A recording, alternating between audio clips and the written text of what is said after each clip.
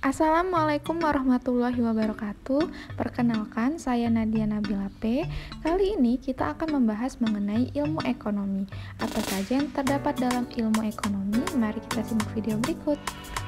Ilmu ekonomi merupakan ilmu yang mempelajari perilaku manusia dalam mengatur urusan rumah tangga.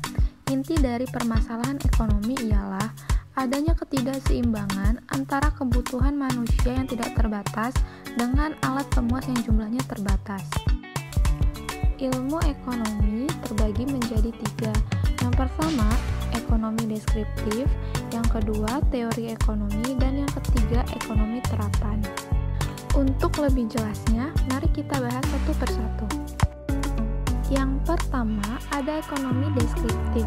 Ekonomi deskriptif merupakan analisis ekonomi yang menggambarkan kondisi sebenarnya berdasarkan kondisi fakta dalam perekonomian.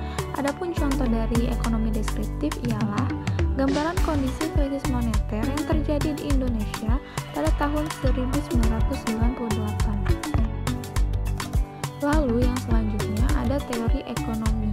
Teori ekonomi adalah analisis ekonomi yang berusaha menjelaskan, mencari pengertian, hubungan sebab akibat, dan cara kerja sistem ekonomi.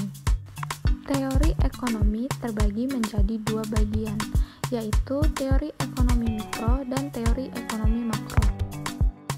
Teori ekonomi mikro didefinisikan sebagai cabang dari ilmu ekonomi yang membahas aktivitas ekonomi dalam lingkup yang sempit.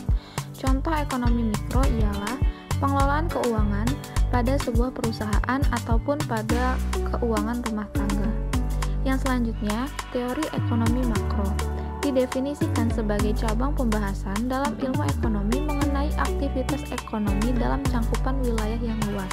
Adapun contohnya ialah aktivitas neraca keuangan pada sebuah negara. Yang selanjutnya kita bahas ialah ekonomi terapan.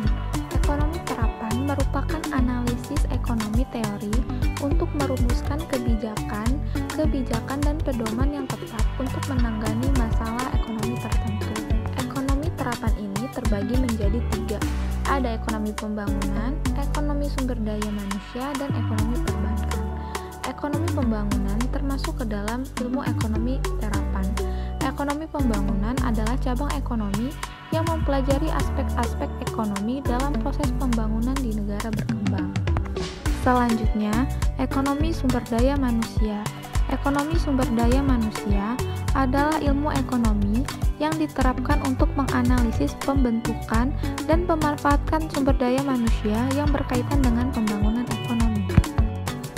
Dan yang terakhir ialah ekonomi perbankan. Ekonomi perbankan merupakan industri yang menangani uang tunai, kredit, dan transaksi keuangan lainnya pada bank. Sekian penjelasan dari saya, semoga dapat bermanfaat. Sampai berjumpa di video-video selanjutnya. Saya akhiri, wassalamualaikum warahmatullahi wabarakatuh.